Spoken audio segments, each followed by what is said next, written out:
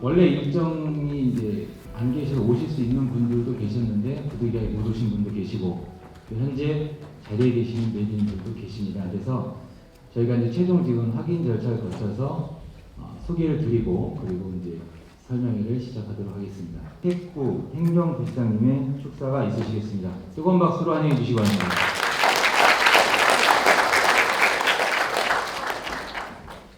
행정부시장 이택구입니다. 오늘 보니까 주로 국가아파트 주민 여러분들께서 오신 것 같습니다.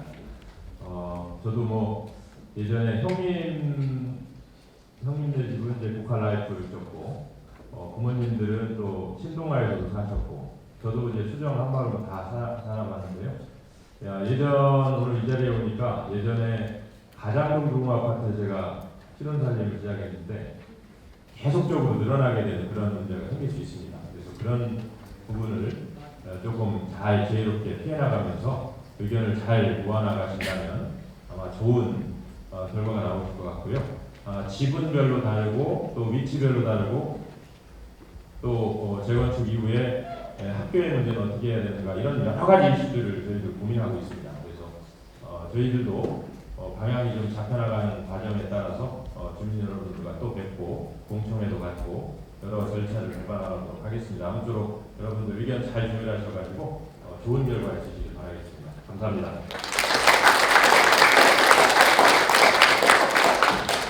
네, 여러분 반갑습니다. 우리 주민 여러분들 일일이 악수를 나누면서 여러분들이 오늘 이 모임에 어떠한 뜻을 갖고 오신 일 잘 익히 잘 알게 되었습니다.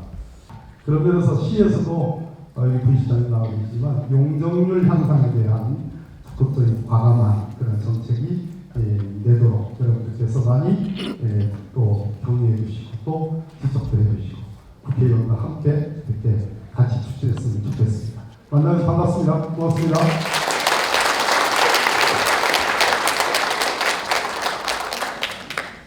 먼저 최미자 부의원님 참석해 주셨습니다.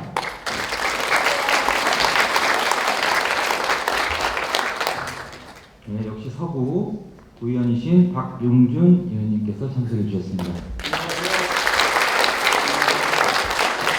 네, 역시 서구 신혜영 위원님께서 참석해 주셨습니다.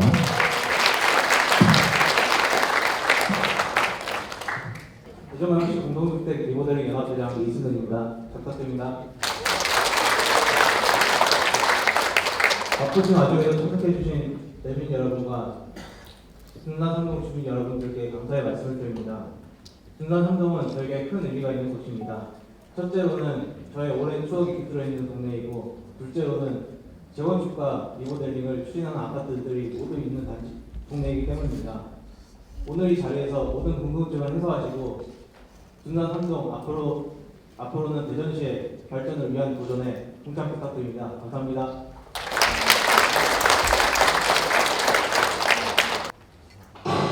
포스코 ENC 선택의 이유 하나, 압도적 사업 경험과 노하우, 공간과 자연, 다시 태어납니다.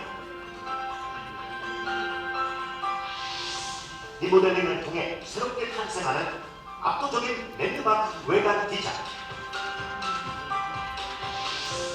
단지의 자부심이 되는 웅장한 스케일의 두 출입구 문주, 대전 1등 랜드마크로 완성하겠습니다.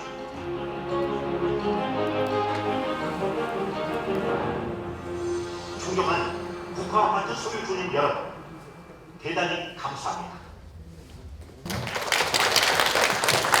안녕하십니까. 국가아파트 리모델링 시행자는 이승현입니다. 제가 오늘 국가아파트가 리모델링을 해야 하는 이유에 대해서 설명드리겠는데요. 이 자료는 특별법이 아닌 현행법을 기준으로 작성을 하였습니다. 일단 순서는 이렇게 발표를 하도록 하겠습니다. 아시다시피 국가아파트는 30년차 접어든 아파트로서 다음과 같은 문제점이 있습니다. 그래서 정비가 필요합니다. 여기 오신 소유자분들께서 동의를 해주셔야 가능합니다. 잘 부탁드립니다. 감사합니다.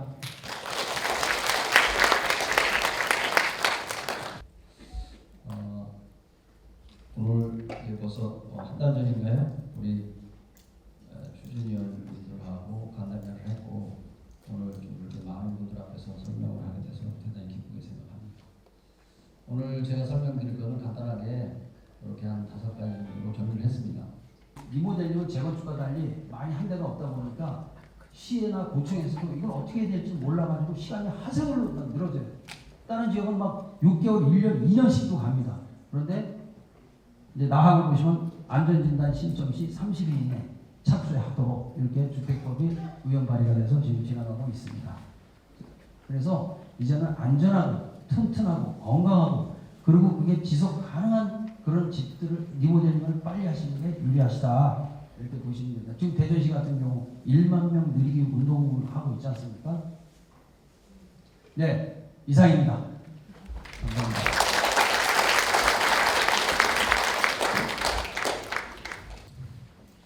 아까 말씀하시는데 부분적으로 저희가 사실 국가 동성 라이프 이렇게 다 달라서 동요율이 굉장히 다르거든요. 그러면 이제 더 찬성하는 단지 위주로 한 3개 단지나 이렇게 먼저 추진이 되고 반대가 많은 경우 좀 나중에 보고 따라오지 않을까 그런 마음도 들거든요. 그래서 일부가 먼저 뭐 반이든 뭐 3분의 1든 일부가 먼저 추진이 될 가능성은 있을까요? 생각하시는 만큼 그렇게 동의율 차이가 많지가 않아요. 그 동성 같은 경우, 동성 라이프 같은 경우는 40% 중반 정도 되고 신동아 같은 경우, 신동아나 한시 같은 경우는 30% 중반 그리고 구성 같은 경우는 20% 후반 정도 되는데 이게 각 그 단지별로 동별로 하려면 다 75%가 넘어야 됩니다. 리모델링을 하게 되면 그 배관 같은 것도 다 새로 되는 건지 아니면 기존 배관을 사용하는지 좀 궁금합니다. 세대로 들어가 있어서 화장실에 있는 그 덕트들이 있을 겁니다. 그건 대부분이 세대 내에서 쓰는 물들, 우수라고 하는 오수 이런 것들을 빼는 공간들이 있는 거거든요. 그러니까 코아 있는 부분들은 공급해주는 공간이고 세대 안에 있는 것들은 이제 배수를 하는 그런 건데 간단히 답만 말씀드리자면 전부 다 교체를 할 예정입니다. 제일 궁금한 것이 방금 말씀하셨듯이 그 이사를 가고 추진하는 과정에서 금전적인 문제가 사실 그 궁금하거든요. 리모델링을 시작을 해서 이제 동요서가 다 받아진 상태에서 이주를 하게 되면 이제 그때부터 돈이 필요하게 될 거예요. 그러면 이주비는 지금에 있는 내 아파트의 평가 금액의 60%를 이주비로 주는 거예요. 저는 아파트를 전세를 주고 있는데요. 그러면 이 60%의 금액이 전세금이 60%를 넘어버리면 나머지 차액은 저희가 따로 대출을 받아야 되는 건가요?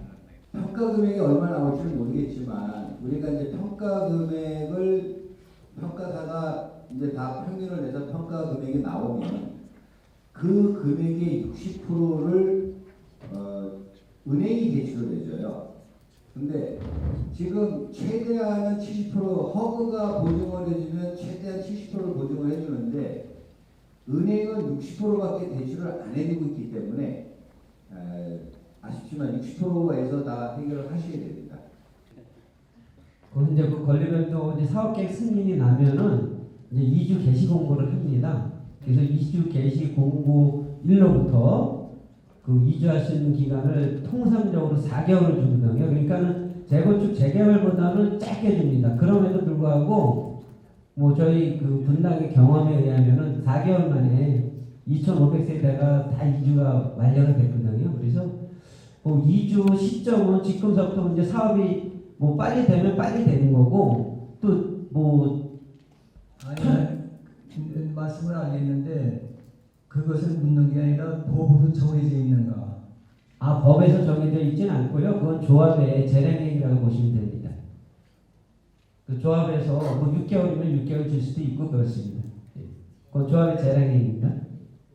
그러면 조합하고 그 상의를 해야 되는 건가 어떻게 되는 건가? 조합 집행부에서 모든 절차를 다 이제 만들고 그거를 이제 조합원님들한테 사전에 공지를 하고 해서 그 저기 뭐 최적의 상태가 도출된 걸 가지고 사업을 이끌어 간다고 보시면 될 것 같습니다. 네. 그리고 이건 높여드리는데 그 공사 지금 그 실내 구조가 그대로 하는 건 아니죠. 말하자면 포베이스라든가 그렇게 변경이 됩니까? 예, 그 먼저 그 우리가 내력벽 철거 얘기를 많이 하는데요. 내력벽은 세대하고 세대 사이 내력벽이 있고요. 세대 내 내력벽이 있거든요. 세대 내 내력벽은 되게 자유롭게 허물적이고 해체가 가능합니다. 그래서 그 세대 내의 평면은 획기적으로 바뀐다 이렇게 이해하시면 될 것 같습니다. 예, 마지막 분 질의 해주시기 바랍니다. 네, 시간 소통하신 것 같은데 간단한 것 여쭤보겠습니다. 우리 그 아파트 대수선을 한다면은 기존 철골 콘크리트 구조에는 다 바뀌는 거죠. 그리고 하나는 저희 그 진취인도가 좀 사실 협소한데, 그럼 기존 상가를 이렇게 변경하면서 그 진취인도가 좀 커지는 건지 그거 궁금합니다. 상가는 뭐 제재가 지금 때 항상 이슈가 되는 부분입니다. 서로 동의가 되고 합의가 돼서 그걸 이제 처리를 해야 될 부분이고요. 서로 협의하에 진행을 해야 되는 부분인데, 이 상가 부분들이 좀 진행하기가 쉽지 않은 건 뭐냐면, 그분들이 그냥 철거하고 나서 그 영업을 못하는 영업 보상까지도 요구하는 경우들이 많이 있거든요. 그래서 이제 그런 부분들에 대해서 추진위와 조합과 진행을 하면서 좀 협의를 해서 진행을 해야 될 부분으로 생각합니다.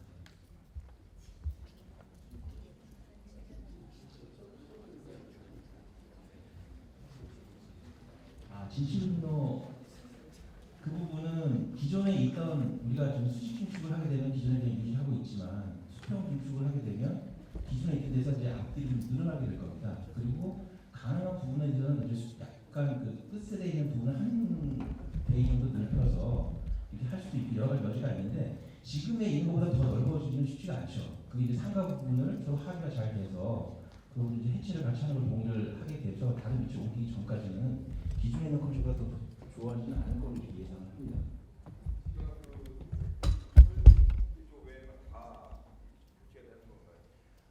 그 재개발 재건축과 달리 리모델링에서는 기존 세대 간의 옹벽하고 기존의 내력벽들이 중요하게 차지하는 벽들이 있습니다.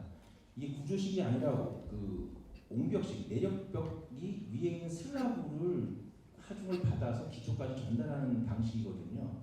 그래서 되도록이면 내력벽을 철거하지 않아야만 공사비를 절감할 수 있는 겁니다. 그러니까 내력벽을 철거하게 되면 그 내력벽이 잡고 있는 슬라브까지도 같이 철거해야 되고, 그게 전체 다 철거해야 되는 좀 대공사가 되거든요. 그래서 저희는 그거를 이제 심의를 통해서도 인허가를 받아야 되는데, 심의에서도 내력벽을 되도록이면 해체하지 않고 기존의 내력벽을 유지한 상태에서 그걸 하는 거를 좀 그 심의 통과하기가 쉽고, 다만 모든 벽이 다 내력벽이 아닙니다. 그래서 저희가 이제 내력벽과 비내력벽을 구분을 해서 내력벽을 제대로 유지를 하고 비내력벽을 해체를 해서 내부를 좀 더 좋게 만들어 갈 거고요. 그다음에 부득이한 경우에 내력벽의 일부를 해체를 했을 때에 내부 공간이 되게 좋아지는 경우가 있습니다. 그러면 공사비를 좀 많이 드는 걸 감수하고라도 그 내력벽을 해체해서 그 좋은 건물로 만들려고 이렇게 노력을 합니다.